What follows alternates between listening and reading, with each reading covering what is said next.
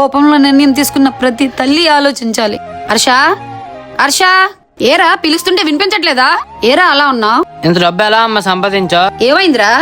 చెప్పమ్మా ఎలా సంపాదించో? ఆహా, కాస్ట్లీ బట్టలు కారుల్లో తిరిగినప్పుడు ఈ క్వశ్చన్స్ నీకు గుర్తు రాలేదా?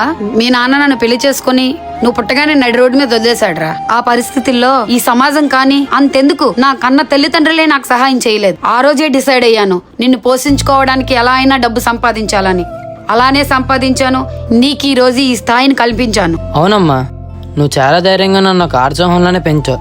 బహుశా నాన్న మనం దర్జాగా బతికేవాళ్ళం కాదేమో, కానీ ఒక్కసారి ఆలోచించాల్సిందమ్మా. ఏం ఆలోచించాలి? ఎవరి కోసం ఆలోచించాలి? నా కోసం ఆలోచించాల్సిందమ్మా. నీ కొడుకు పెద్దోడు అవుతాడు, స్కూల్కి వెళ్తాడు, ఫ్రెండ్స్ తో తిరుగుతాడు. వాళ్ళు ఏమని అంటారేమో అని ఒక్కసారి ఆలోచించాల్సిందమ్మా. నా ఫ్రెండ్స్ నాతో హ్యాపీగా ఉన్నసి బాగానే ఉంటున్నారమ్మా, కానీ ఏదైనా చిన్న గొడవ వస్తే మీ అమ్మ సినిమాల్లోకి వెళ్ళింది, ఒళ్ళు చూపించుకొని డబ్బు సంపాదిస్తుందని ఏడిపిస్తున్నారమ్మా.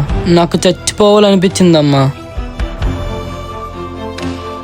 నన్ను క్షమించమ్మా, తప్పుగా మాట్లాడుంటే.